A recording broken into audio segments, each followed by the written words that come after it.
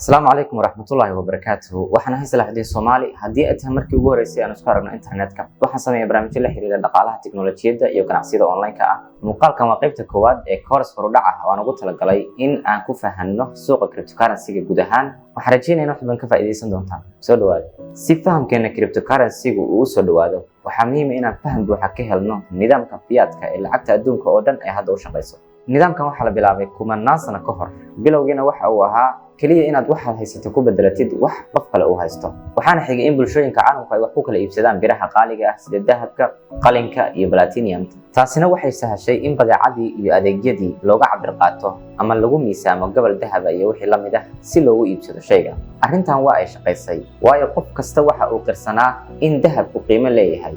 inkastoo nafahaantiisa uu yahay bir oo kaliya uusan qiimo kale lahayn, balse muddo kadib haddana nidaamkan waa uu dumay oo uu sii shaqayn waayay waayo waxa adkaatay in dahab fara badan aad meel kale u qaadato si aad wax ugu soo iibsato adigoo ka cabsanaya in lagaa dhaco ama in culayskiisaba aad qaadi kari weydo. kadibna nidaam kale ayaa yimid kaasi oo ah in qofka aad alaabta ka iibsanayso aad siiso waraaq caddaynaysa in dahab qiimihiisu dhan yahay alaabta aad ka qaadatay aad u hayso marka uu baahdana uu kaasoo doonan karo.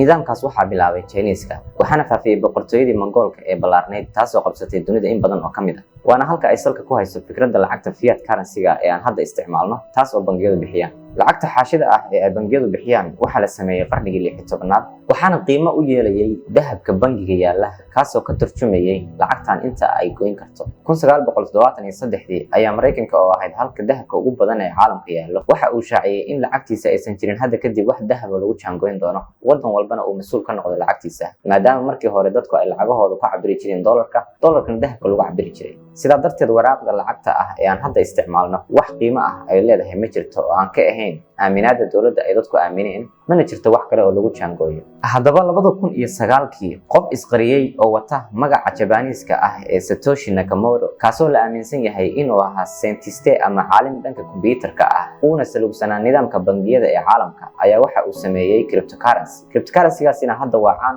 waana midka loo yaqaano Bitcoin, taasi oo sida uu white paper-ka ku sheegay xal u noqon lahayd dhibaatooyinkii bangiyada caalamka ka jira xilligaas ilaa haddana ka jira. fikradda cryptocurrency-gu waxay ku wareegaysaa shabakad qofka qof ah oo si guud qabanaysa wax kasta oo ay lacagtu qabato, taasoo ah inay dhaqaale ama lacag isu diraan laba qof iyo wixii ka badan. fikraddan guud ahaan waxa ay xoojinaysaa nidaamka dhaqaale ee dunida waxayna meesha ka saaraysaa galdaloolooyin badan oo uu hadda leeyahay iyadoo laga faa'iideysanayo awoodda internetka ee meel walba gaaray. ujeedka cryptocurrency-gu waa in awoodda maamulka dhaqaalaha lagu celiyo dadka gacantooda halka hadda xarumaha maaliyadda oo kaliya ay go'aan ka gaaraan. haddaba badi sidee bay u shaqeeyaan cryptocurrency-yadu? si fudud cryptocurrency-gu waxay ku shaqeysaa shabakado aan xarun dhexe lahayn kuwaas oo ku dul dhisan tiknoolajiyadda blockchain si la isugu diro wax walba oo qiimo lacageed leh ayagoo qof ka tagaysa qof kalena toos ugu tagaysa lana isticmaalayo aalad electric ah sida computer ama mobile iyo boorso crypto ah ama wallet. haddii aadan garanaynin blockchain, muuqaalkan ayaa uga hadlay linkigiisa qaybta description-ka waa ka eegi kartaa.